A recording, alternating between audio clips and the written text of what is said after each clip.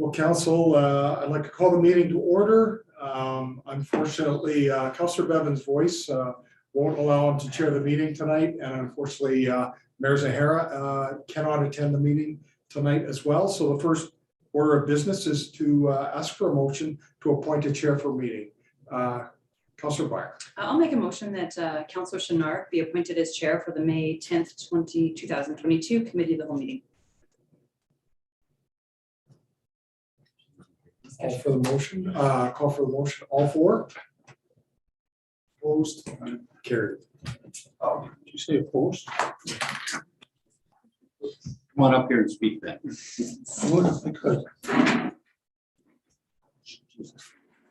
We were fixing this thing. It is now 7:01. I will call the meeting to order. Looking for an adoption of the agenda for May 10th meeting. Councillor Taylor, all those in favor? Those opposed? Carried. Okay, the next one is adoption of the motion of the previous meeting. Then we have a chance to look over. Is there any errors or anything? No. Seeing none. Those in favor? Oh, wait. Councillor Bevan, you have to say it though. Okay, Councillor Bevan is making a motion for the minutes of the previous meeting. All those in favor? Those opposed? Carried. Next one is a delegation, and I believe Michael, the librarian, is going to be making a presentation. And as I said earlier, I am surprised and very pleased that our council chambers are full tonight. So Michael, if you want to please join us. And I think Michael will be joined by Library Board Chair Robert Corser. Okay, thank you, Councillor Taylor.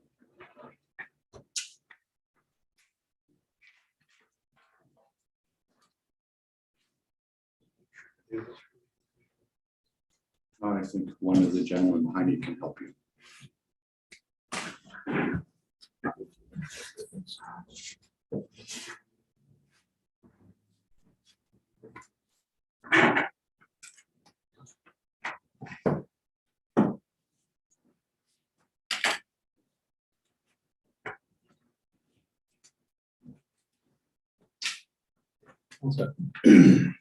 Well, thank you for having us tonight. I'm Michael Baird, the Library Manager for the Edson District Public Library. And I am Sheila Buckle. I am the Vice Chair and Building Committee Coordinator for the Town of Edson Library Board. And I'm Robin Corser. I'm the Chair of the Town of Edson Library Board. Okay. So I'm going to briefly go over the background of the facility, the current use of the facility, the reasons for this project, what this project is accomplishing, and then the costs and how we propose to fund this project. So the library was designed in 1979 and built in 1980. While county residents have always used the Edson Library, there was no formal agreement between the library and the county until 98-99, when an agreement was made with the County Library Board. Thus, the county population was not considered in the original design of the facility. In 1980, the town population was under 6,000. In 2022, our service population is over 13,000. In 2012, there was a proposed expansion. The expansion totaled 12 million at that time and was not approved. In 2017, the Edson and Area Community Services Strategic Plan ranked the library as second highest priority building to be upgraded. It also had the second highest patron use behind Repsol Place. In 2020, the library board completed their plan of service with feedback from over 200 people in the Edson community. The public consultation for that plan revealed a growing demand in the community for more space in the library. While we provide a lot, we are not able to meet the service goals of providing a comfortable, welcoming space for all, and we are very crowded with facilities that are not welcoming to those with access needs. Following the plan of service objectives, a feasibility study was commissioned in 2020. That study was presented to council in February of 2021, and permission was given by council to move forward with the design to determine an accurate cost estimate for the project. As of this month, the schematic design report has been completed. An inclusivity survey is currently open, and an Indigenous engagement session is scheduled for May 25th. There are letters of support for this project coming in from the community. Currently, we are in the process of rebuilding use and confidence after the pandemic closures. Even with the reduced number of programs, we see over 200 members of the community come into the library every day. We are frequently the third or fourth public wireless data user in the whole of the Yellowhead Regional Library System, falling behind Spruce Grove and Stony Plain libraries. That means our patrons in Edson use as much bandwidth as a city on the edge of Edmonton, far more than Hinton, Drayton Valley, Whiteport, or Beaumont. When looking at e-resource use in those same libraries, we have more downloads than 3 of those libraries every month. In 2021, our collection size was just under 39,000, but we had over 68,000 items checked out. And there were more than 20,000 public Wi-Fi connections in that year. In spite of reduced hours, closures, and limited number of computers, we still had over 1,500 hours of computer use, and more than 1,500 people attended programs in 2021. The library is a safe place. We see this represented most in teens and children who come after school with large numbers spending time here until they can go home. We value and partner any agency that we can in the community, frequently working with partners like Edson and District Community Learning and Community Development to offer programs and services to Edson citizens. So why we are recommending this project. The plan of service already mentioned gave us a wealth of feedback from the community. Some of the common comments you can see here. They are also building code and standard compliance issues like barrier-free accessible washrooms, the number of washrooms, ramps, fire pole station height, visible fire alerts, and more. There's also the simple matter of capacity. We discard an item for every item we buy. There is no room to make the bookshelves safe. There is no room to have a teen zone or a quiet reading room. And the children's area is crowded, not to mention staff areas which do not meet Alberta government recommended practice. Then there's safety and maintenance. A number of items addressed in this project, like the leaking skylight, obsolete HVAC system, dangerous canopies, ramps, sidewalks, and the hot water tank, to name a few. So what will this project accomplish? A barrier-free and accessible facility that is gender neutral and inclusive for all segments of our community. A teen area, a reading room, better children's area, and room to grow the collection and programs. Energy efficiency upgrades based on consultation with Brendan Rio. Opening the library up to be welcoming from the moment you come through the doors. This project addresses safety and maintenance issues, prolonging the life and functionality of the facility. So on this slide here, you can see the current building as it sits. This slide, you can see the proposed changes, which I will elaborate on in the next slide. And the next slide shows a 3D rendering of the proposed building plan. Here you can see the infill of the courtyard, which enables the creation of a dedicated teen area. The quiet reading room is in the bottom left corner, as well as a brighter, larger children's area along the south windows, the area that is in blue there. Also note that the bookshelf aisles are wider and moved away from the walls to make them safer and allow for barrier-free movement. So based on the schematic design report and additional identified costs, the opinion of probable cost is 2.2 million for the whole project, excluding the parking lot. These numbers include an 18% contingency. The plan would be to go to tender in the fourth quarter of this year, with construction to start in the spring of 2023. We have made every effort to identify areas where hidden costs may be lurking. We feel confident that these have been identified as clearly as possible and included in the cost. The risks we do see are escalation in labor and materials. So the library board has made every effort to keep this modest expansion fiscally responsible. The Friends of the Library have already started fundraising, and we are currently evaluating foundations for fit and priority of application. We will be seeking corporate and community donations, something that is easier with council backing. And of course, the board itself has some reserves that it has already been using to fund the study and design. The library is also applying for grants to offset the cost. We have already applied for the Federal Green and Inclusive Community Buildings Program, and we will be applying for the Provincial Community Facility Enhancement Program in June, which is the reason for us coming to council today and not after the final design has been completed. In order to apply for the CFEP grant, we need to have funding of 50% of costs confirmed to ensure that this grant can be applied for and construction can start next year. We are asking council to commit to funding up to $1 million, and that commitment can be on the condition that matching grants are obtained. We are doing everything in our power to reduce how much the town will actually have to pay, but we need that commitment in order to apply for the grant for the full project. This is a big ask, and unfortunately, there's not a lot of time to consider it. We would need to know by the June 7th council meeting at the latest. There are 4 other items that we will need council direction on. The first is, will we have town administration assistance with identifying suitable grants at a minimum and potentially helping with grant applications if needed? The second is, we will need to know how the town would like to handle the tendering process. Will the library board be doing the tendering for construction, or will the town?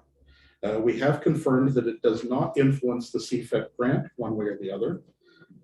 The second part of this is, if the library board is doing the tendering, will town administration be available for review and advice where needed? The third is, what approach does the town want to take with discussing the project with Yellowhead County, given that there are no existing agreements between the library and the county for capital projects? And the last, as discussed during the site tour on May 3rd, does council wish us to proceed with obtaining a design solution for the thermal bridging on the beams identified in the thermographic study conducted by Brendan Reel? The added cost of the engineering work is $6,250. This amount does not include the cost of implementation, which remains unknown until that design work is done. The cost would increase the town commitment and require additional hazardous material abatement, potentially. And I'd like to thank council for your time. And if you have any questions, we've heard it. Okay, actually good timing. Okay, I'll open it to council. Councillor Moore. Through the chair to Michael. 2 questions. How much of this design is based on designs of current libraries? And do you foresee problems with supply chains and costs? So through the chair to council, this project, the architectural firm that we have hired has done several libraries. The most recent was Beaumont, I believe is the most recent one. Yeah. So that they have quite a bit of experience doing library design and development. The costs, again, we have, this is the most probable cost. We do have an 18% contingency. How much costs are going to escalate over the next year is an unknown. That's correct. Through the chair to council, I can address the architectural designer working on this project is actually a library architectural designer. That is what he does. That's his specialty. And for the escalation in costs, as Michael said, we cannot foresee what it might be and what supply chain issues we might run into. The one benefit, or the one thing about this project is it is not a massive project, right? From a supply chain point of view, it's not something like of a similar size to what you would have been experiencing with the new recreation center. So that is to our advantage. I think you were next, and then you were next. Did you have a question? Oh, I didn't actually have my hand up. Oh, okay. I wasn't sure I'd seen that. Through the chair, sort of the voice. On your grants there, how much is out there for you guys to apply for? The grants for inclusive community buildings, community facility enhancement. How much is out there? Through the chair of council, that is one of the asks. Our second ask there is about administration helping us identify grants. Okay. We have identified some already. The Green Inclusive Communities Grant, which we applied for actually last year. And what is that? How much? That one is an 80-20, but that grant was applied for based on the feasibility study and not the complete. So whether they would allow us to amend that, we still don't know. The CFEP grant is a 50-50 matching grant. And then there may be other grants out there. We just don't know which ones they are. Thanks. Did you have a question?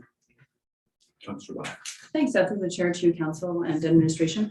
Couple questions for administration. Mr. Baird had asked it. Is the town, do we have the capacity to be assisting with the grants and the tendering process, or what is administration's perspective on those asks? Through the chair to Councillor Byer, that's certainly something that unfortunately CEO Beveridge is not here tonight. And she's been working on this file between CEO Beveridge and Daniel Lucas.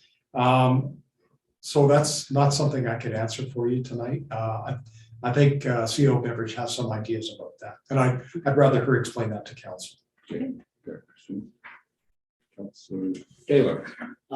Yeah, through the chair to Lord Michael. Thank you for this great presentation. A lot of work has gone into it. A lot of pre-work has gone into this and time, and we want to thank you for that. Sometimes individuals and groups come and they have not done any pre-work with this, right? But you've done a lot of the legwork, and we know what a cost we're looking at. Although, I mean, we're hearing through Mr. Beck about what we can do for grants. I would be supportive of our administration working with you to find grants and to offset as much of the cost as we can. When looking at tendering, would you be interested in, or is it a possibility to piecemeal things? In other words, to look at a variety of different sort of groups, so not tender out the whole thing to one company, but to look at different groups. I'm seeing nods. Do you have plans for that when we get to that stage? So through the chair to council, that has occurred to me, actually. There are bits that could be parceled out. Whether or not it would be more cost effective to do it that way or not, we would have to discuss that with the architectural firm. But yes, that is a possibility. I think that we are willing to look at anything that would manage the costs and keep them from escalating out of above what we are expecting the cost to arrive at. Councillor Meyer. Okay, thanks, through the chair to council and administration. So I was just looking on our asset management plan, page 68 of 127, and that page lists our current building assets, and it lists the average condition of these buildings, as well as the percentage of service life remaining. And a couple of the rock bottom items have actually been dealt with, so that's lovely. The next near rock bottom item is the library. So it is currently listed, this is back in 2018, as in poor condition and only 26% of the service life remaining. So, when I see that and look at where we need to be spending our money, we do need to upgrade and update some of our buildings, which we have been working on. So I commend the work the board has done to get us where you guys are already at. I know it has been a very long process, as it was previously on the board.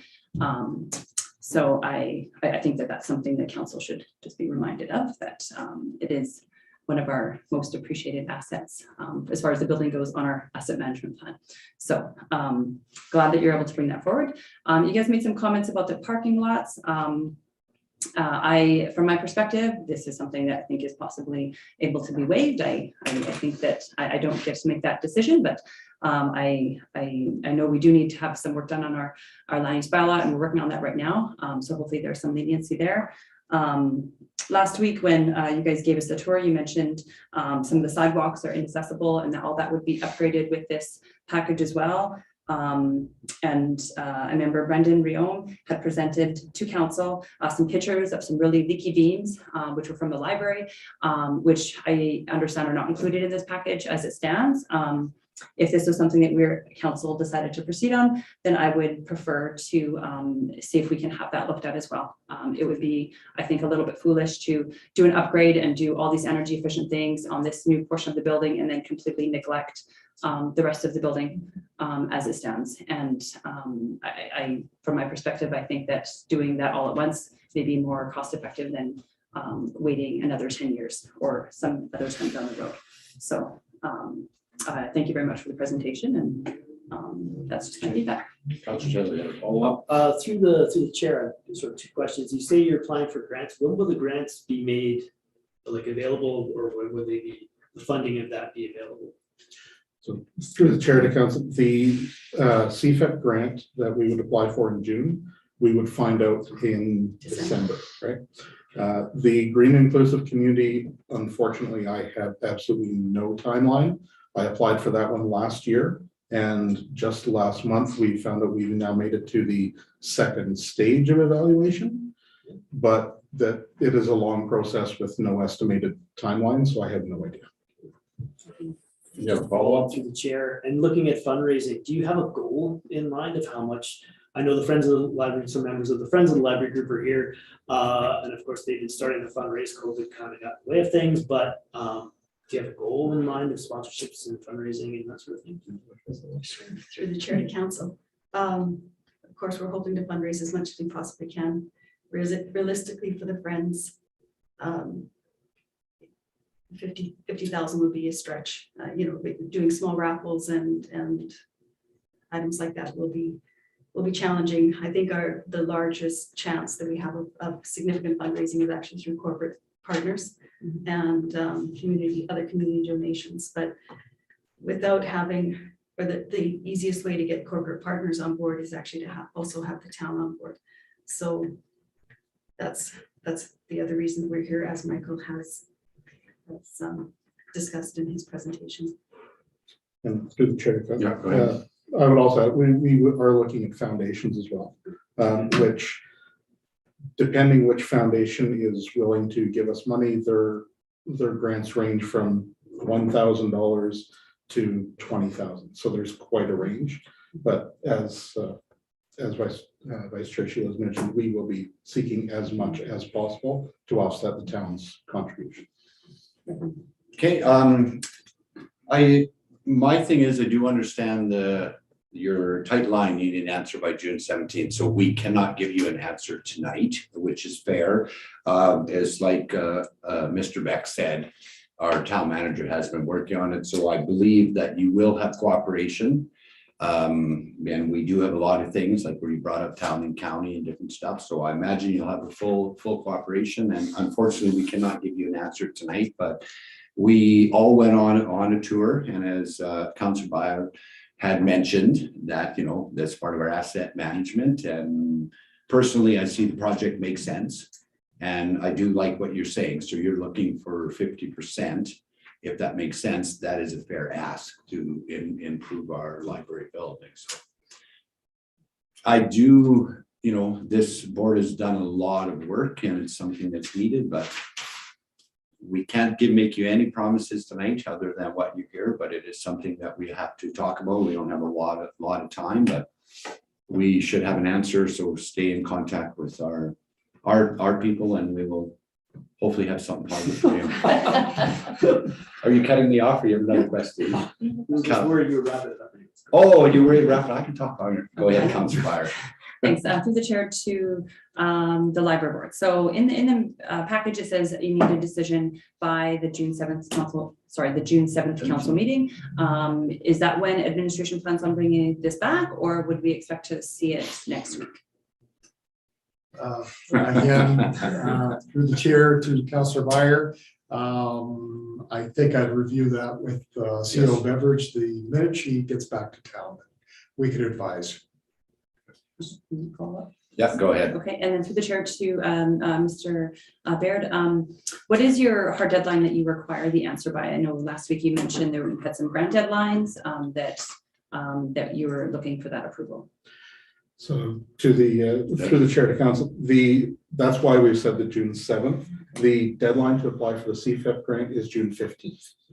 Let's take. So, which is the day after I believe it's the committee of the whole meeting, which you wouldn't be able to make the motion. Mhm. So, Just the one follow-up though, is like I said, if we are committed, I like your comment, it would be subject to if we're getting the grant. So if the total project is like, turns out it's at 1.2, it could balloon to almost 3 million. So hopefully we have some good news, and it's a very short, tight thing. So I think we're good. So Councillor Taylor. Through the chair to the board, Mr. To Michael. I echo what Councillor Byer said, and I am sort of supportive of the project, and this is something that I think our community desperately needs. This is a better price tag than what was proposed a decade ago. Yes. And something manageable, I think Deputy Mayor Chouinard had said, again, the idea of bringing the price down and only committing up to $1 million makes sense to us. I also agree with Councillor Byer in terms of if we're going to address issues, we'd like to address all the issues in 1,000. I think that would be appropriate. The tour last week, and I've had the tour before that, that certainly was an eye-opener. And if any members of the public or administration haven't been on the tour of the library, I'm sure Michael would be happy to give you one and to sort of go through some of the issues the building has. And it's a dated building now, and it certainly needs a lot of work. You mentioned partnering with Indigenous community as well. That ties in perfectly with our strategic plan. That's something we'd like to see in the future. And the bigger question, the question now we have to discuss with our administration is the funding. And so hopefully, again, timelines are tight. I don't think anyone here is not supportive of the project. I can't speak on behalf, I see myself. I'm supportive of the project. It's just the funding ideas. So I want to thank you for your work. This has been truly exceptional. And stay in touch. Okay, so one more and then we're going to carry on to the next one.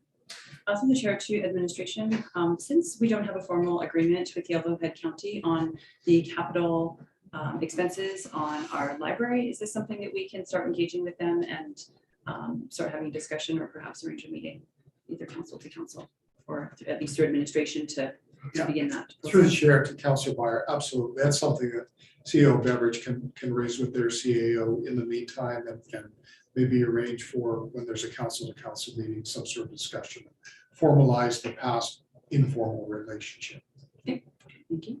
Perfect. I'd like to thank you guys for presentation. You are welcome to stay. It's always nice to have a full council chambers, but if you wish to sneak out, by all means. I do understand there's a hockey game on, so I think there's one young lady's gonna rush home to the game, but thank you for your presentation. thank you very much.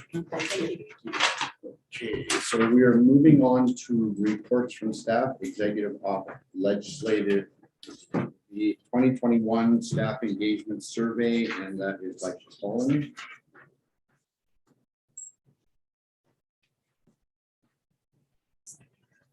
Good night. Thank you. Good night. Someone said it all that.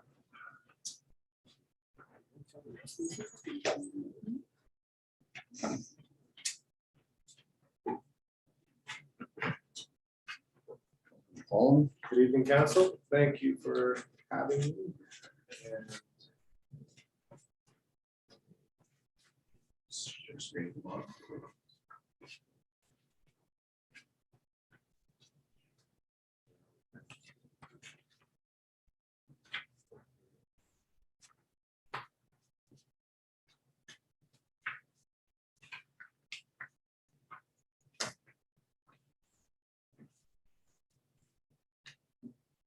perfect.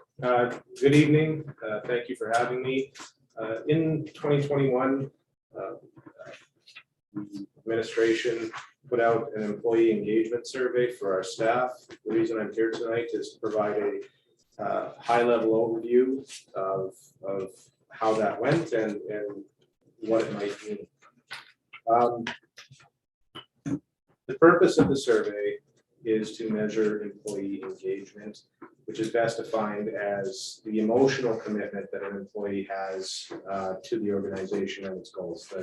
The belief being that the more emotionally connected you are to your organization in a positive way, the more productive you will be and the better service levels you will provide.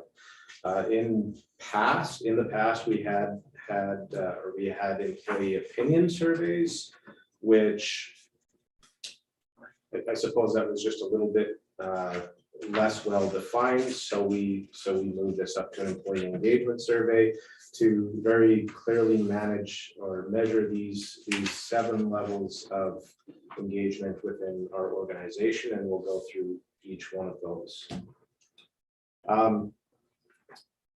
In addition to the above categories, we looked at 3 organizational levels of the organization. For each of these categories above, communication, for example, we asked 3 questions. One of those questions was, how are we doing organizationally within this area? So for example, on the subject of communication, how well is the organization communicating with you? We also looked at things on the management level. How well is your manager communicating with you? And town employees as a whole, how well or how effectively are we communicating with each other? For the purposes of this survey, we grouped corporate services and executive together, both for confidentiality reasons and just size reasons. They're the smallest groups we have. The reason that we went with a new methodology is to have a more balanced and statistically robust approach. We started putting this together in 2020. In previous employee opinion surveys, I feel we were asking good questions, valuable questions, but we weren't asking questions in a statistically relevant sort of way where we could say, this is how we are doing in this area and that area, and this is how we're doing at this level and at that level. So this revamped and revised survey is our way of getting at that. Generally, typically, you want to do these surveys every 2 years. Anything less than that and you lose track of your organization, anything more than that, you start to get survey fatigue and people check out of the process. The employee opinion survey, the last one we did was in 2018. In 2020, we planned to go ahead with the employee engagement survey, but COVID hit and it just didn't seem an appropriate time. A year later, COVID still wasn't solved, but the feeling was we have to ask these questions sooner or later. But one thing to consider as we go through these results is that this was on toward the end of a very trying 1.5 to 2 year period for the organization. Just a note on the numbers that we're going to look at due to rounding. Some of these numbers, well, if you're good at doing math in your head, I'm not, but if you are, you'll notice that these come up to 99% instead of 100%. That's just due to rounding errors and Excel formulas and all that. We're going through these in alphabetical order, and because C comes first, we're starting actually with one of the weakest areas of our survey, communication. We're in positive territory, but this was one of our lowest performing areas. Employees generally overall felt that we weren't, certainly we're not communicating as effectively as we can be. Next, we looked at enablement. What enablement seeks to measure is whether or not we're providing our employees with the tools they need to do their jobs. Do they have the tools? Do they have the programs? Do they have the budget? Do they have the moral support to do the things that they need to do? In this category, we did okay. Performance management. In previous employee opinion surveys, we had a very simple question: did you get a performance review? That's a good question, but I don't think that's the only question. I think a more important question is, are you receiving timely, constructive feedback on your performance as time goes on? So at the organizational level, is that support being provided? At the management level, is your manager effectively communicating these things to you in a timely way? And even at the employee level, are we providing that feedback to each other? Is this a safe environment where we can provide that feedback to each other and trust that it will be well taken, as long as it's respectfully given, and generally doing fairly well? Professional development. Is the organization supporting me in my professional goals? Do I believe that I have resources available to me to advance and develop? And this one came out to 74%, so about middle of the road, not bad. Respect. This was our highest performance area, and I'm very happy about this. The overwhelming majority of our employees feel that this is a respectful organization, that we're communicating appropriately and respectfully with one another. Of course, this also means we have 8% of employees who don't feel that way, and that's still very much concerning and still something that we need to continue to address. As our respectful workplace policy indicates, that respect is a condition of everyone's employment. And it's a zero tolerance policy. So I'd like to get those negative numbers down to 0. Vision. This one was interesting, and the questions were awkward, primarily because we don't have a vision and mission statement on the wall, or we don't yet. There were plans in 2020 to move toward that. Unfortunately, again, COVID hit, and the plan that we hoped to employ was to gather feedback from across the organization, get people in a room, get like a town hall thing going, get people engaged in the process, and that became impossible for the next 2 years. And now, of course, we've had a turnover in administration, so we're reviewing those things again.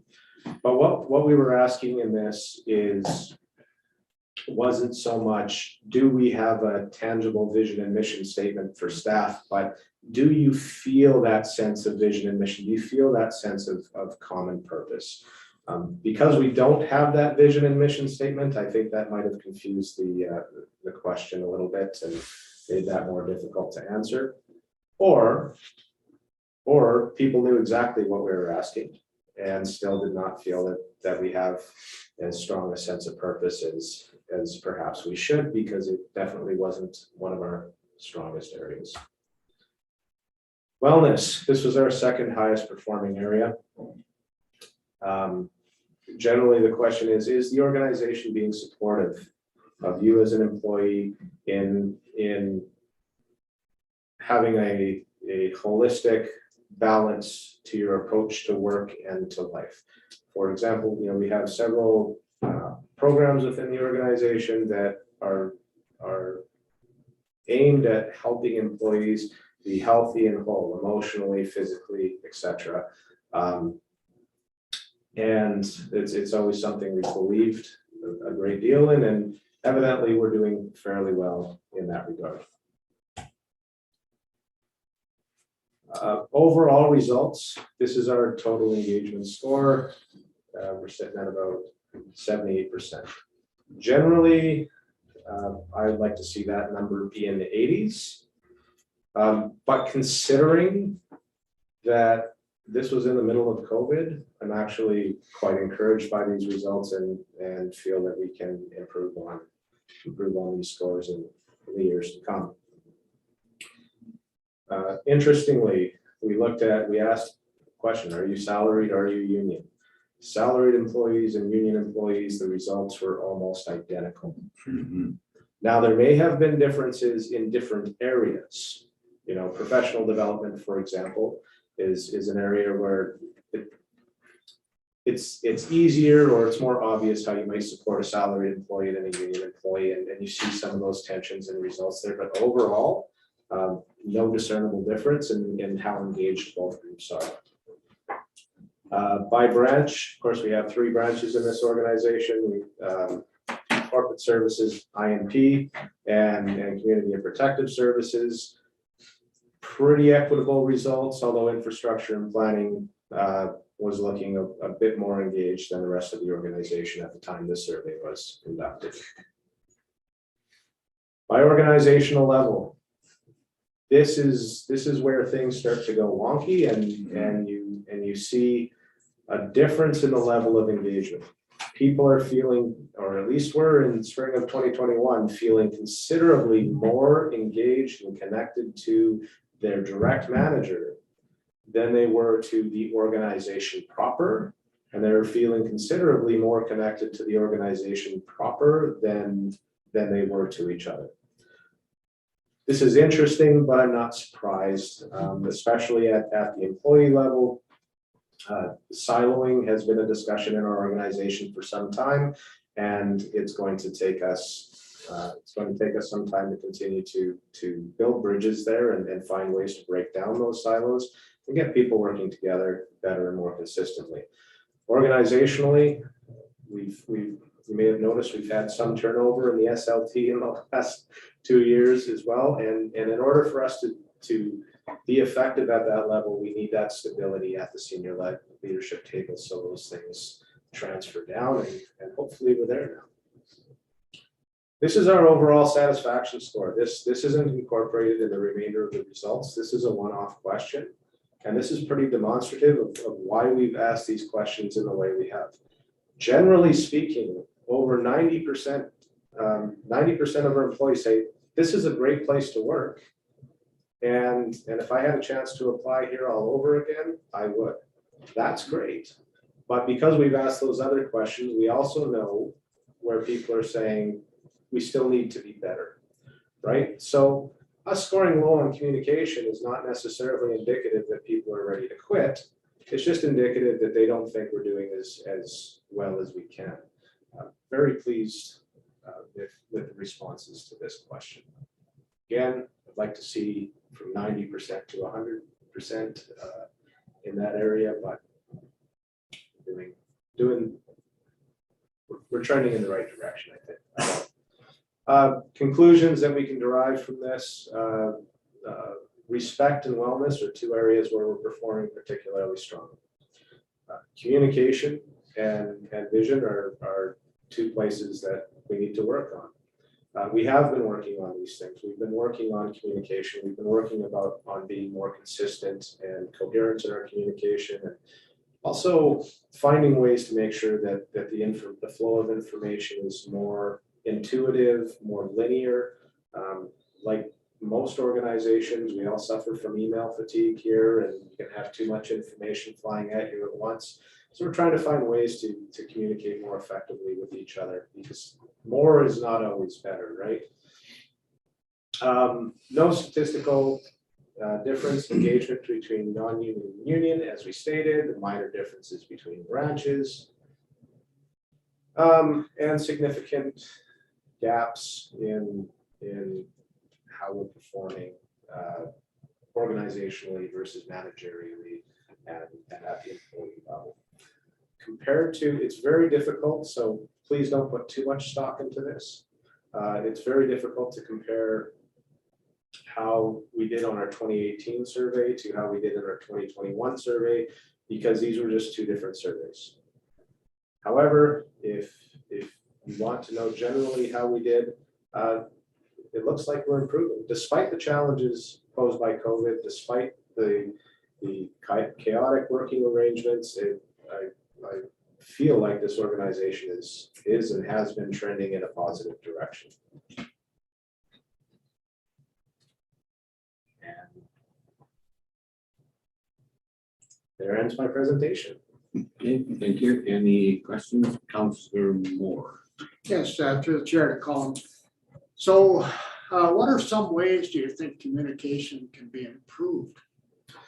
Through the chair to Councillor Moore, I spoke a little bit about linear communication. So one thing we did during COVID is we had all these communications going out and people were losing track.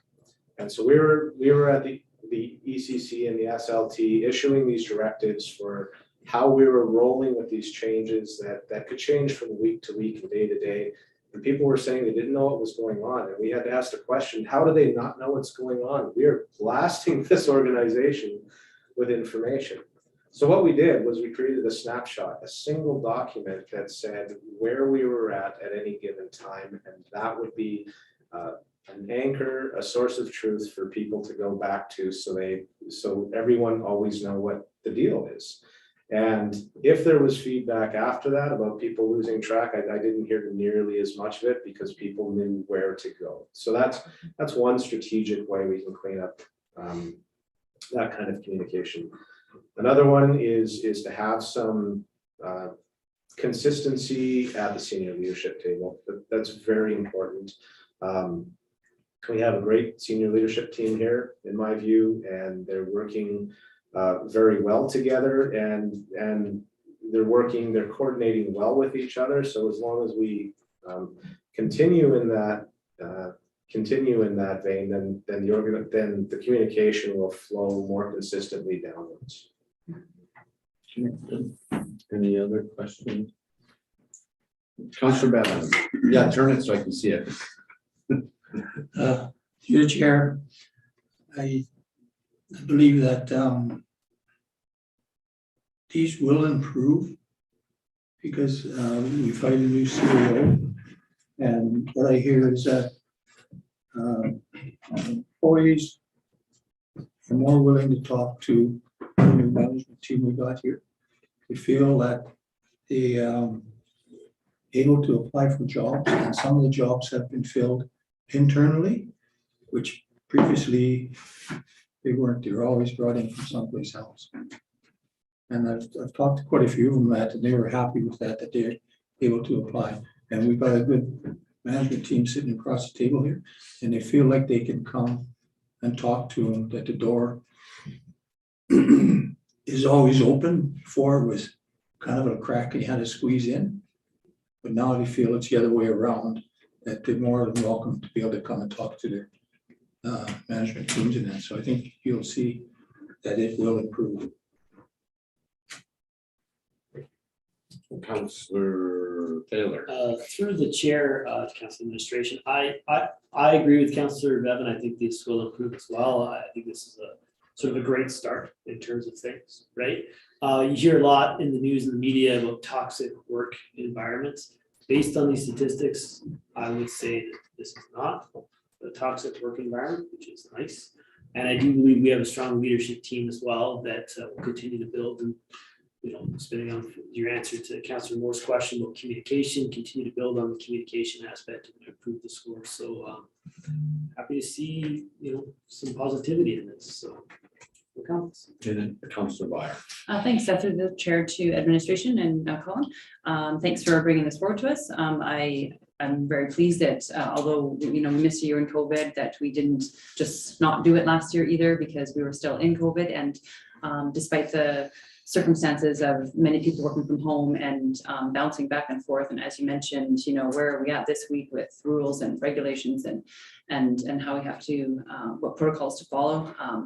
That we still got some really, really high results, I feel, and in the areas that that we didn't perform as well as that we would like to, that we're still asking those questions, because if we don't know where we can improve, it's hard to do that. So I'm glad that you guys know where you need to work on, and yeah, thanks for your work on this. So it's good to hear.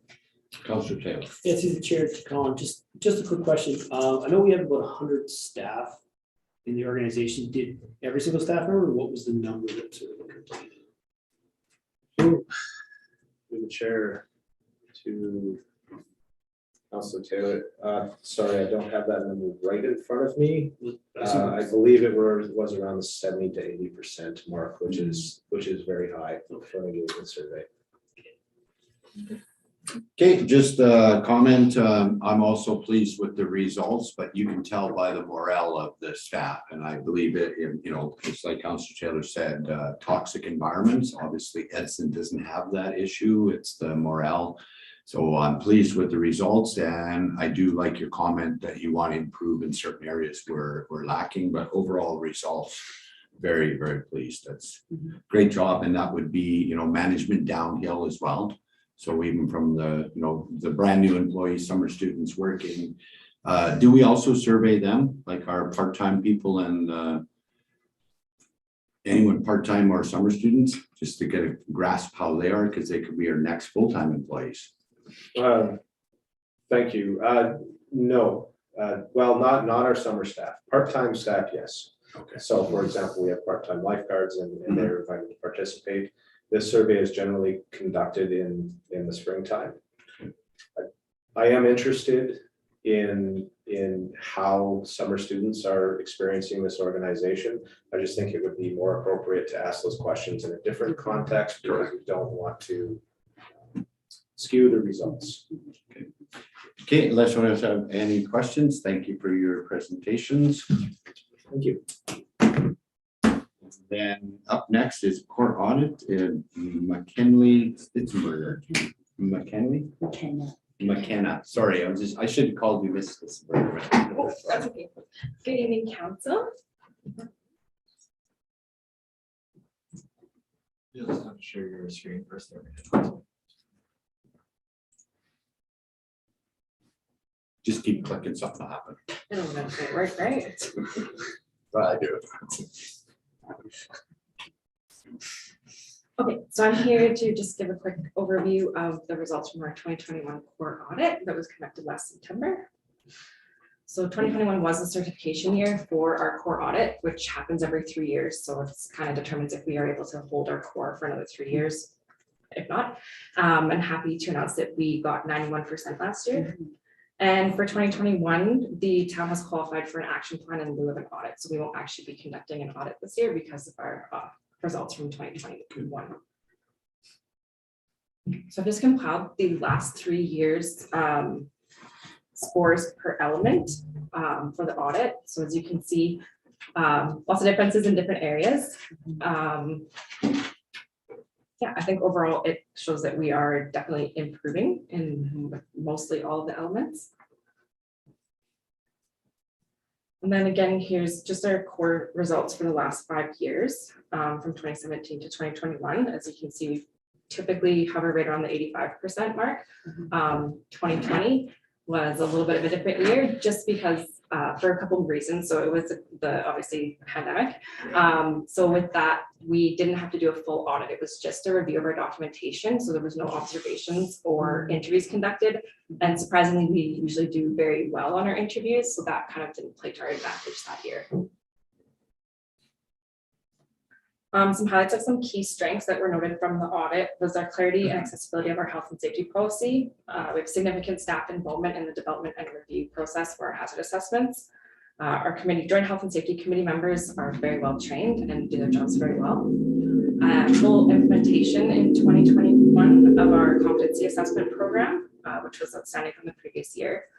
We also have high quality emergency response plans for all locations across the town, and comprehensive incident and investigation procedures. So some suggestions from improvement for the auditor: staff awareness of the health and safety performance review process, identification of controls on field level risk assessments, inclusion of all pertinent requirements to the Joint Health and Safety Committee terms of reference, completions of inspections as per our schedule, providing additional specialized training that includes hands-on demonstrations, ensuring our managers and supervisors are aware of the process for monitoring the health and safety performance of our employers and contractors, and then ensuring that our emergency response plans are tested by way of drills annually. And this is all of these items are being addressed in our action plan for 2022. So we will see significant improvement in all of these areas. And that's all. Any questions?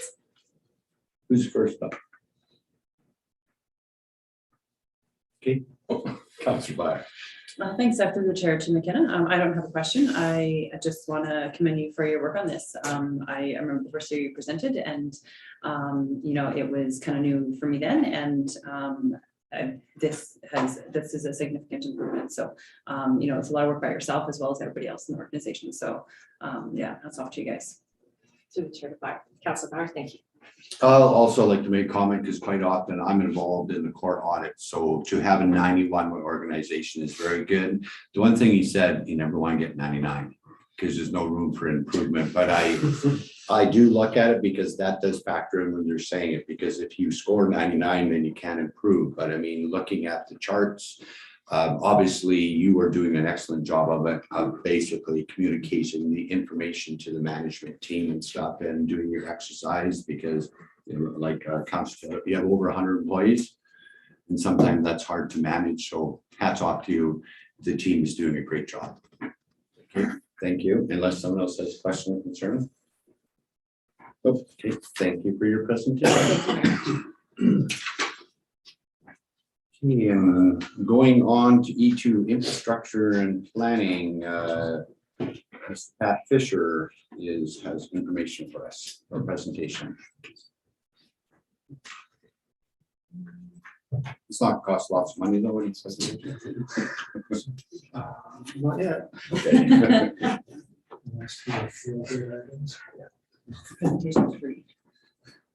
Station 3. Yeah. Oh, wait. That's 6 minutes. A lot of compensation. 6 minutes. Oh, no pressure, no pressure. It's all good news, right? Hit the power button. Don't listen.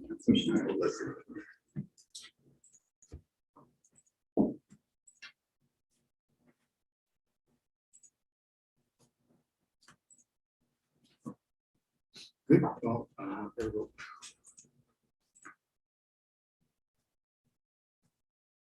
Hi.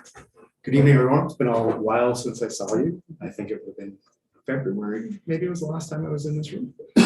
So we wanted to just kind of give you an update on our capital program. Looking at specifically the infrastructure and planning portfolio, we've got a lot of stuff kind of on the go this year. So this is just kind of the list of our projects that are on the go, mostly for summary. There's a status update on each of them. We've got $9.2 million worth of projects on the go. We've excluded some other areas here. So we're missing the multiplex project, which had some funding in it for this year, and some of the parks and rec projects. About half of this is carryover from last year. Some of these projects were always envisioned to be multi-year projects, and I don't know if that was necessarily communicated by myself in a useful way to you guys. So especially some of the bigger ones, Vision Park, that was always envisioned that it would end this summer. Or it was envisioned when we started that it would end this summer. Lost Creek was always envisioned that that would carry on until 2023. That's sort of how we arranged the grants with the government for that. So that's the list. And what I'm going to do is kind of step through most of the big things here, give you an update on what the project scope is, just in case you haven't seen it or don't remember where we're at, and sort of where it's tracking. So first one up, the sewer camera pickup truck. So this was carryover from last year. We had budgeted $65,000, and there's another budget for the camera equipment. Basically, this is to purchase a new vehicle for our camera inspection system. We use this in our utilities department all the time. If we get a break or to view problem sewers to make sure that we have to, or if we have to go in and clean them, if we get a complaint about a backup, we use our camera system to go and look and see what's going on without having to call a contractor. So the truck is part of it. Is initially planned to purchase as a van because that's what we have right now. Delivery was impossibly hard for the van and a lot more expensive. So we actually ended up buying a Dodge Ram truck. We'll equip it with a work cap as part of the sewer camera inspection equipment. So what we'll end up with is in the bottom right, there's a photo of kind of what we're expecting. That was ordered in 2021. We're expecting delivery in the next couple of weeks of the vehicle itself, and then it gets outfitted with the equipment. Then we got the actual purchase for the sewer camera equipment. The original budget was $200,000 for this. So between the two, we've got $265,000 for camera equipment. This is, again, been on order since 2021. We've got a push camera. We've got a full camera system with the chassis and with the robot that goes down the line. So once the truck arrives, we'll get this installed in that and we'll be hitting the ball rolling. So I see Councillor Taylor kind of looking at me, wanting some more details on where we would use this and why it has value. I'm picking, I just saw you looking and processing. So we use this to collect all the camera inspection data that we've got for the sanitary system. That data actually has value. So this year in our sewer condition assessment, we can actually use the old camera stuff that we, camera video that we've collected with an old system and save money on getting a condition assessment because it doesn't change all that quickly in the sewer lines. And so having this equipment in the past has resulted in a savings in that project in the future. And it allows us to respond quicker, collect better data. And we've got a project this year that will make use of it, and a project next year that will make use of it, and we'll continue to have operational needs for this as well. So it's a good add to our operation system. We've also got in the capital plan, purchase of a 1-ton pickup. This is at the landfill to replace an existing truck that is end of life at this point. Basically, it's a plow-ready unit to keep the on-site roads clear if our transportation crew is needed for snow events, so we don't have to pull some staff off of the roads to go clear the landfill to keep that service open for our public as well. Budget is $75,000. We closed the tender in April. We got one submission. Due to supply and delivery issues, we probably won't see delivery until October right now. So landfill compost cell construction. This is carryover from last year, sort of. Last year we had a project to build a vertical landfill expansion. It went over budget because we had this compost facility as part of it. It's a requirement from AEP for the way we operate. So to stay under our budget, and we deferred this portion until this year. It includes the construction of a storm pond, compost area. Both of those have an integral HDPE liner, which is required to meet the new code of standard or code of practice for compost facilities. Current budget is $300,000. That is out for tender right now. If I'm being fully honest, I expect it to come in slightly over, but I'm not sure where. So all signs point to cost escalation on materials. So this would be the liner that's impacted that, and their fuel for running the equipment to do the construction.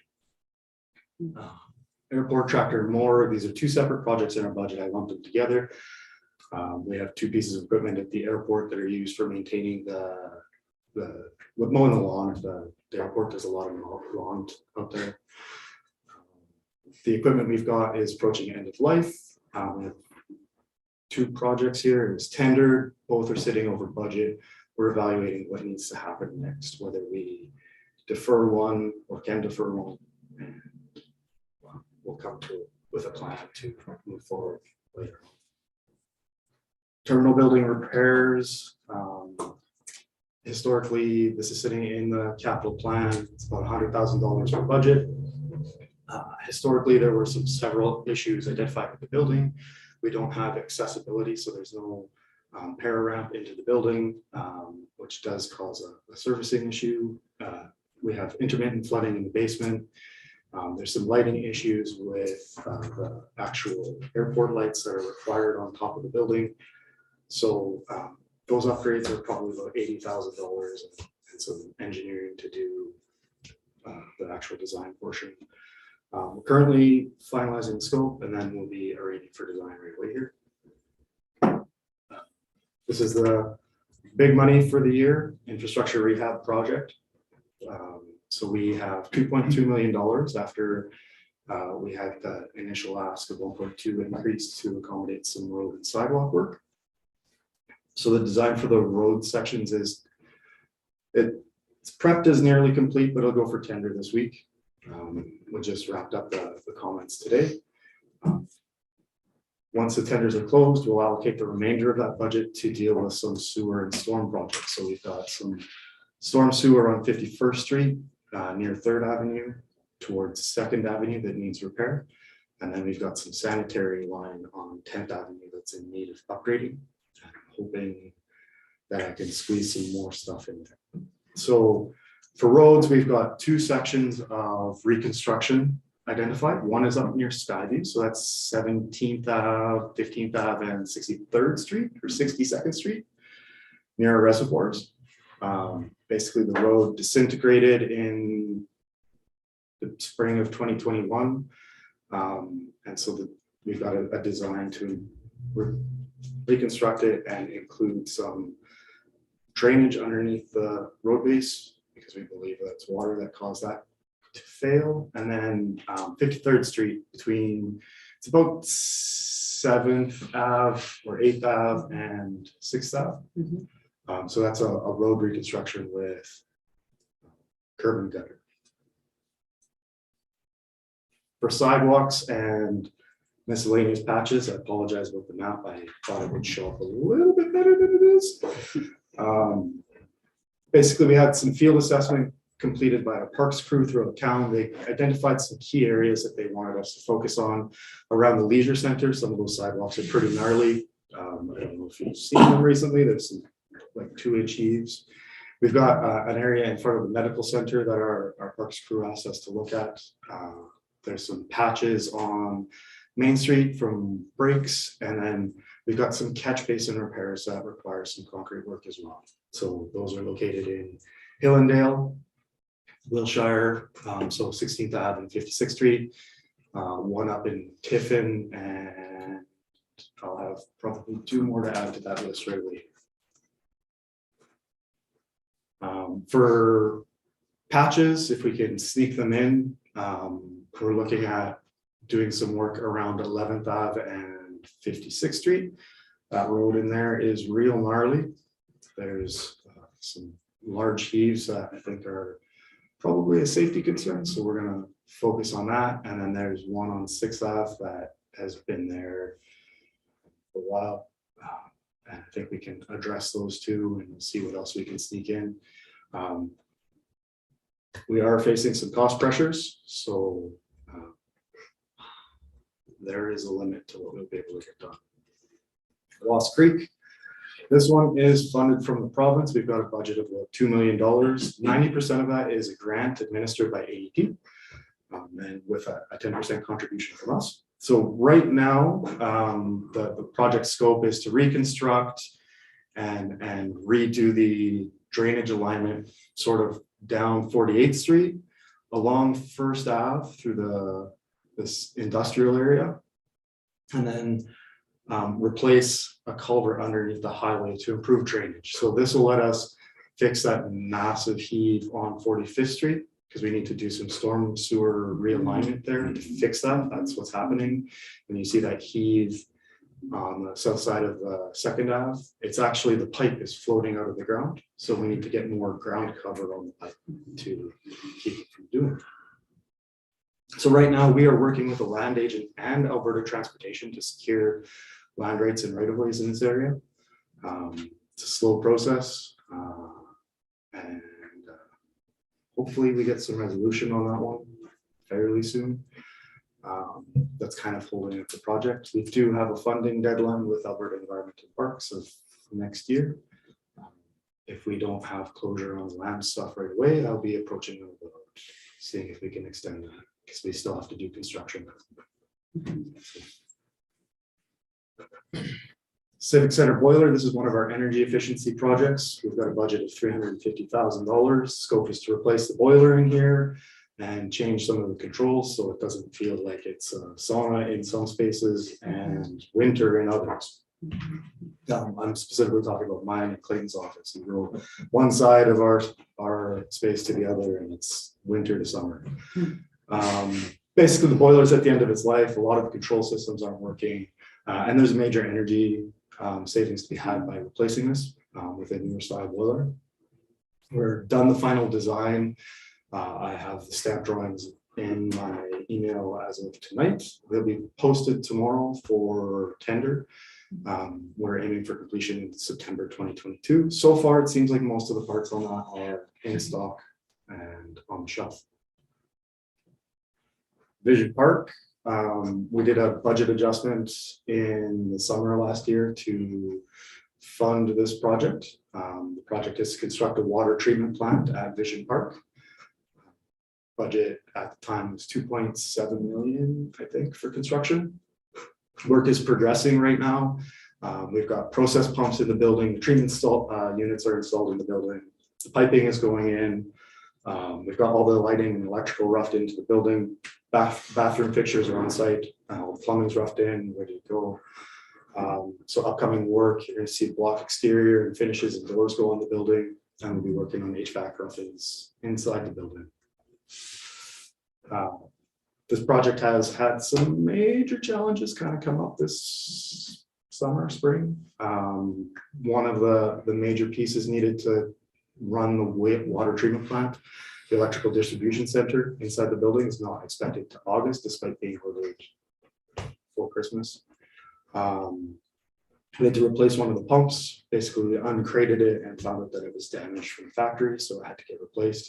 So this stuff will push the project completion back until October 2022. We are working with our contractor to repurpose our temporary construction power to the building so we can turn the washrooms on and open up the site at least. We're hoping to do that sometime in June. We understand that there are some tournaments scheduled this summer for the facility, I believe in the beginning of August or July. Running a blank there. So we're trying to coordinate with the users and get that access opened up and the bathrooms in service. Wastewater treatment plant performance assessment. The initial budget was $300,000 in 2021. We reduced it by $150,000 because we were able to do the work less expensive than initially designed or anticipated. This is a regulatory project. We have to complete it by June 2022 this year. I think it's June 1st. Basically, AP wants us to implement a new treatment limit for phosphorus. So that's in our effluent going to the river. Phosphorus is the key driver for blue, green, and algae growth in water bodies. So they're putting a stringent limit onto a lot of plants. And the other one is UV treatment, basically to make sure that effluent is treated to a level that is suitable for recreational use. So they're asking us to give them a performance report and plan to meet those two limits. I have the draft final report currently sitting in my to-do pile. It's being reviewed. It includes recommendations to meet those limits. It includes a couple of different options, life cycle analysis, and kind of identify some of the increase in costs that we're going to see for operations as a result of this. Those upgrades are going to be mandatory. Hoping to have enough information that we're bringing to you with the capital plan. We do budgeting this year. Septic receiving station. Going into this year, we've got $320,000. This is one that's been carried over for 2 or 3 years now. Part of the challenge with this one is that it was budgeted in a way that we were going to do the work using our own forces to keep it cost effective. The trade-off is that we're fitting it in between all of our work. So when our roads crew is in shoulder season and they're not doing snow clearing and they're not doing summer activities, that's when we're able to get at this. So that's why it's kind of stalled. I've got final drawings for the unloading stations because of capacity issues this year, and it needs to get done due to other development in the area. I will be probably tendering this out and seeing where we finish up. One of the questions that you guys always ask me, and I always kind of dodge, is what are some of the challenges with the capital program? So I'm going to go over a couple of those, really high level. The first one is probably staff resourcing. So prior to 2018, we actually had 4 FTEs for engineering. We had an engineer, a coordinator, a tech, and a dedicated admin. Then planning also had their own resources. Currently, we have 1 engineer and 1 tech. And I'm wearing 2 hats, and he's also wearing 2 hats because we've added a bunch of stuff to both of our portfolios. So that's sort of one thing, and that's not just our department that's experiencing some capacity issues, but when you ask, that is one of our concerns. Scoping and executing would be another one. So right now we are working on current year projects. So when you, and we don't have a design pipeline. So I don't have shovel ready projects sitting there. So when you assign $1 million on roads, I have to go and do the design, create the package, get it out to tender. And normally I think most municipalities would have sort of this list on the side of stuff that they know is ready to go. So that when you guys do that, or if the province comes to us and says, hey, we've got $1 million, can you get it done by June or get it out to market by June? We can say, yeah, we've got, this is the next thing on the list. So that's a design pipeline. We don't have that. We also have some confusing or misleading scopes that do cause some problems. So on the lagoon receiving station example, initially it was sold that there'd be an RV dump and a fully automated station. We're not able to do that within that budget. It's not a thing that we can source. We're going to do the minimum that improves operations, which is probably going to be a concrete pad and some lighting and access control. A little bit more robust than what they've got now, a little bit more automated, but not what was initially built.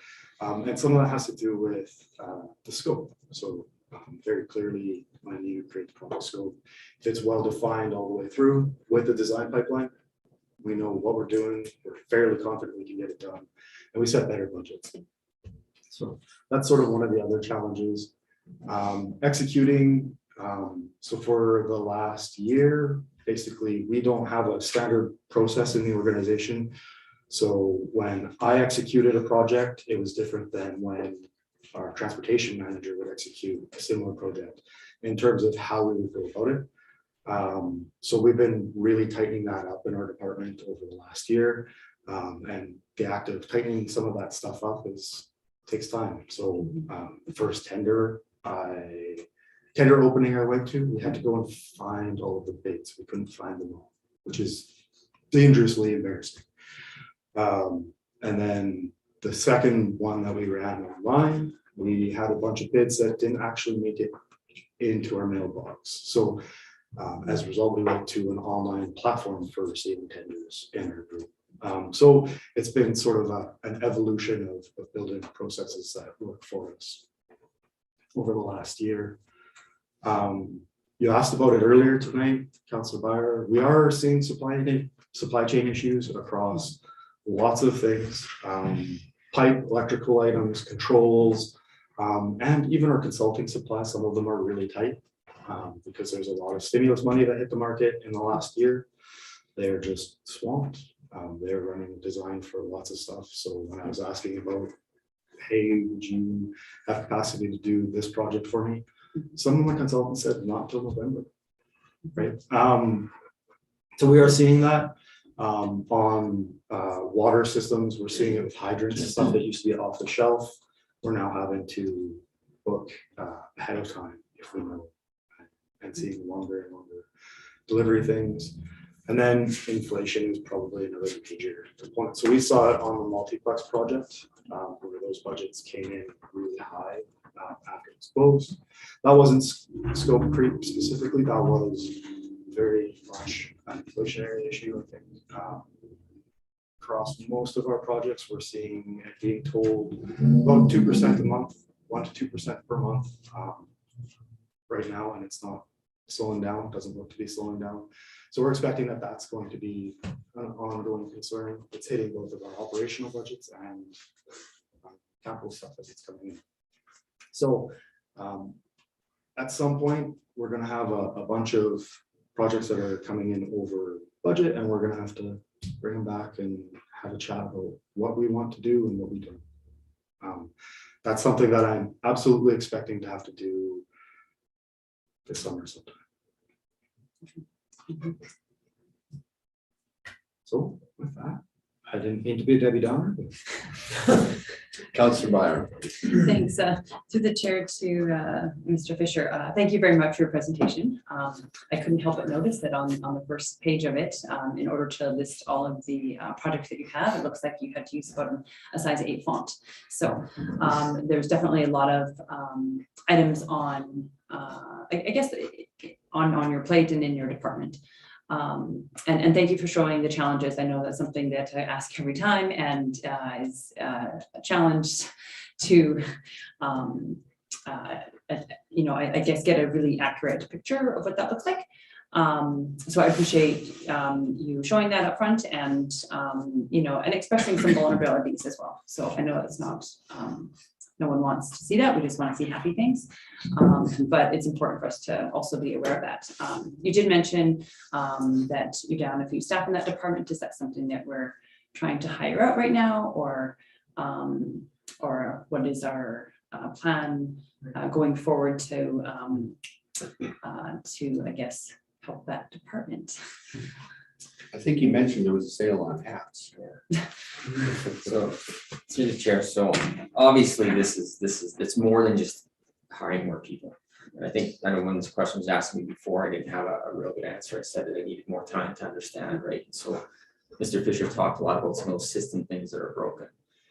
You can add 20 people to your army, and if you don't have your systems and your foundational elements in place, it's just more chaos, right? So the problem is in order to work on those foundational things, you need people, because Pat doesn't have time to work on it because he's doing stuff. So there's a lot to it. Are we working on it? Absolutely. CEO Beveridge has been challenging me for months now to come up with some solutions, and Pat and I talked about one today that I'll be taking to SLT on Monday. I've also have some plans for 2023 budget. So there's a lot to it. We're in order to continue to work on a list that large, we're going to need to do something different. It's not sustainable what we're doing right now, or we just do smaller lists. So those are the things we have to go with. So I'm working on it. More to come. Okay. One follow-up. Okay, just thank you for that, Mr. Kivitz. I certainly appreciate that, because I know that's something I've asked many times, and but didn't understand the depth to the I guess to what that kind of solution might look like. So I certainly appreciate that, and that you guys are working together to kind of test that. So thank you very much for your efforts. Councillor Taylor. Yeah, through the chair to Mr. Pitcher again, thank you for your comprehensive presentation. It's one of those things we always talk about, infrastructure and planning and things like that. People, the residents want to know the work is being done, right? And this is good to have these updates to know that what's being done. Perhaps the thing they notice the most is roads, right? And that's as they drive them. Unfortunately, maybe they don't see what's beneath the roads is being important, but it's what they notice. And I noticed you just did address that in the presentation. If we could just get that information, just email to us. Thank you. See Daniel shaking on his head, but that's the question certainly we get out from them. Like, when are we getting this road done? When is this happening? And just to have that information, and I know you addressed in the presentation, I was frantically writing it down, and I'm sure I missed 6 things when I did this. So just having that information on hand to assist residents as to when we're addressing some of these things. And yeah, I know the list is somewhat never ending, but we have to start somewhere. And I appreciate that. So Do you have a follow-up for him? No. Okay. Some Councillor Evans. Okay, to the chair, to Pat. So you're having trouble getting parts and everything else, like for example, your hydrants and that. Do you guys have a critical parts list for all your stuff, like a minute and max? That that you critical part of a hydrant is whatever, you carry something there, it goes out the door, it automatically can order another one so that we're not caught. Whether it's on our boilers, whether it's on our pumps, whether it's, any place.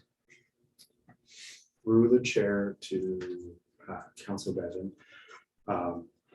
Our inventory system is very much manual. It's not automated. So if we use something from there, it's not automatically ordered. We have to manually go out and still within our purchasing policy, depending on what it is, go for multiple quotes or tender. But we do keep a fairly expensive parts inventory for each area. So we do keep couplings, repair couplings, pieces of pipe. We do keep some hydrants on stock. So we do keep inventory that we think is valuable, but it is not an automated process. Is there a chance of doing something like that? Because I know where I come from, we have that. That we say your wastewater treatment plant, pump goes down. Do you have a spare for that? Or do you have to go and get it? Like a critical part for that. At the wastewater plant, we're actually legally obligated to design in spare capacity. So that's a different sort of set up, so. Sort of through the chair to Council.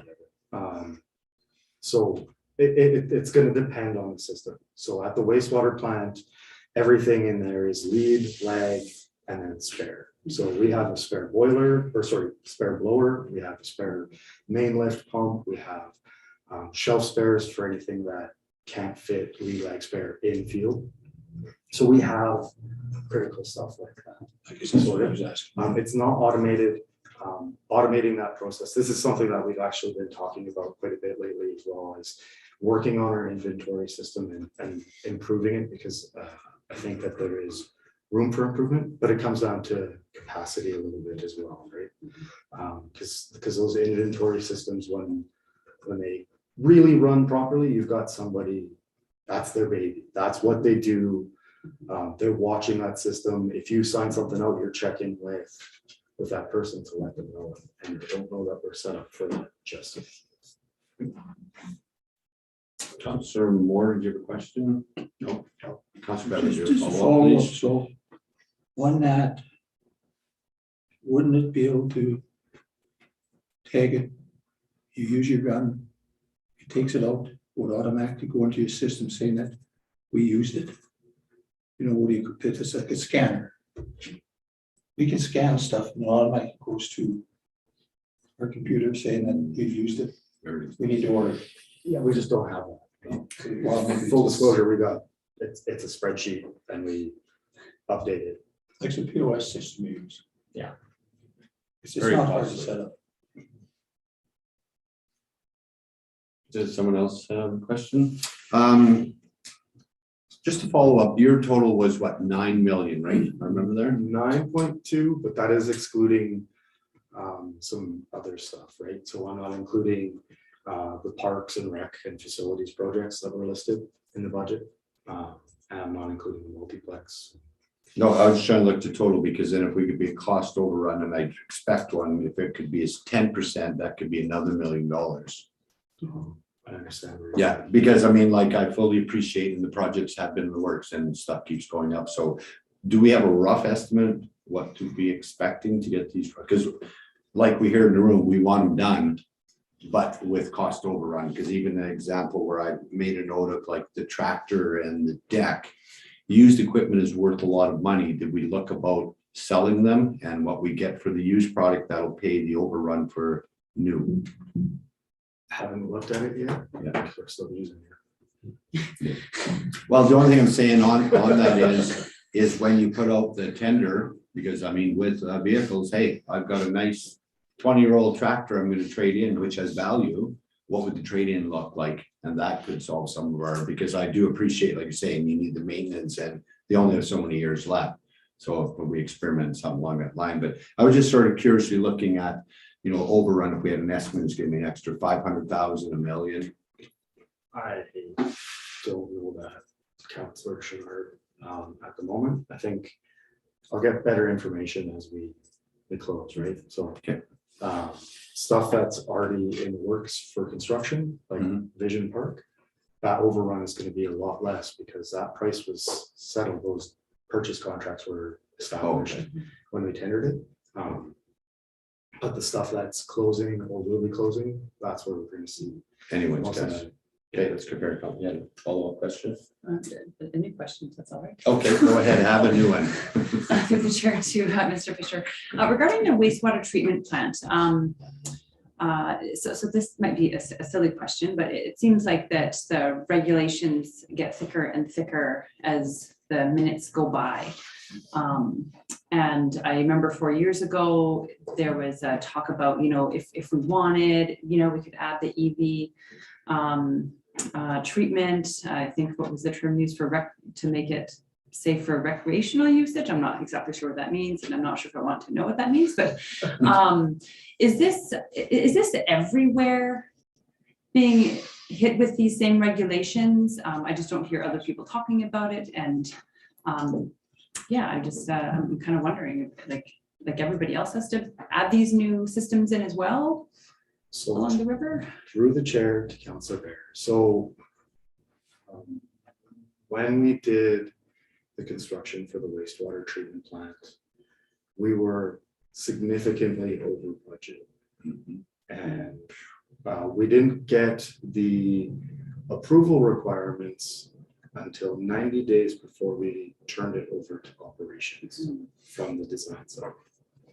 So when we got the draft approval requirements, it actually requested both the UV system and the phosphorus limit at the time, but we were already stretched. I see. So what I kind of worked with Alberta Environment and I said, can we do a study, see how this performs?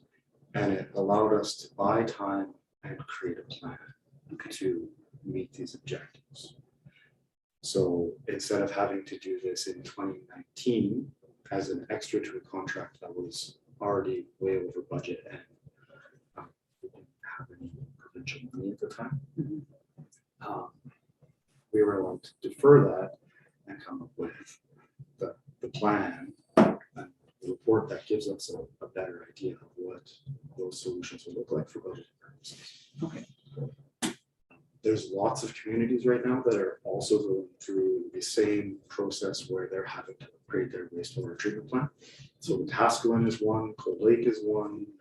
I just saw an announcement that the province is piloting a new treatment system in Sundre to see if it can meet requirements. And there's lots of smaller communities in that sort of 2,000 person range that are also having to look at their lagoon systems and kind of upgrades as well. So it's not a unique thing to us.